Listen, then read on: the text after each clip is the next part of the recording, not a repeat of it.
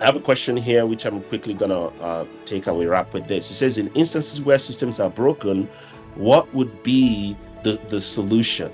Yeah, thanks for sharing that, Jessica. Um, of course, like I said in the beginning, that it is broken systems that lead to the failures that people are experiencing today, right? The solution would be for you to, first of all, do an in-depth analysis of your systems, right? Like, figure out what is broken, because you can't fix what you don't know, right? And when you identify what that is it a system? If it's a technical system that has to do with, like, let's say, for example, I gave an example of you having a system to schedule emails and schedule appointments and stuff like that, you're gonna figure out how to fix that. It could be a spiritual problem, a spiritual system, a brokenness in the spiritual system in your life. And this is, you need God, you need the Spirit of God, you need to pray, you need to ask God for wisdom. The system could be a broken mindset. It could be that you have the wrong mentality about, whatever aspect of life it is, right? Take marriage, for example. A broken marriage, or a marriage where the system is not working and the husband and wife are struggling.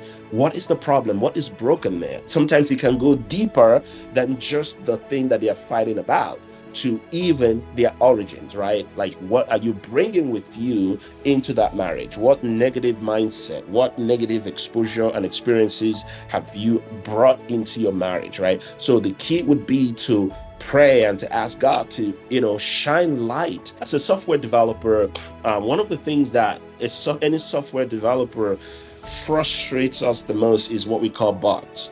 You write a code, a computer program that is supposed to do something, and somehow there's a bug in that program, and you just can't figure out where the problem is. You can spend days, weeks, right? Like, sometimes there are systems that have bugs in it, but you can't do anything about it because you can't shut it down. You can't stop it. You can't do anything about it. So sometimes it might require that in order for you to fix the bug, you would have to shut down the entire system. There could be problems of foundation. Think about it. If you are building a house and the foundation is faulty, and you're supposed to build, let's say, for example, a 10-story building, and you're already at the 10th floor, and all of a sudden there is something about the foundation that is faulty, you're not gonna try to fix it. You're gonna have to break the whole thing down. So there are people who have cornered themselves into a place where they are quick. They've run off. They are doing whatever it is they believe that they are called to do, and they didn't spend the time to lay the right foundation. Now they are out there. Everybody knows them all around the world, and their mistakes is now showing itself, right? And they can't shut it down.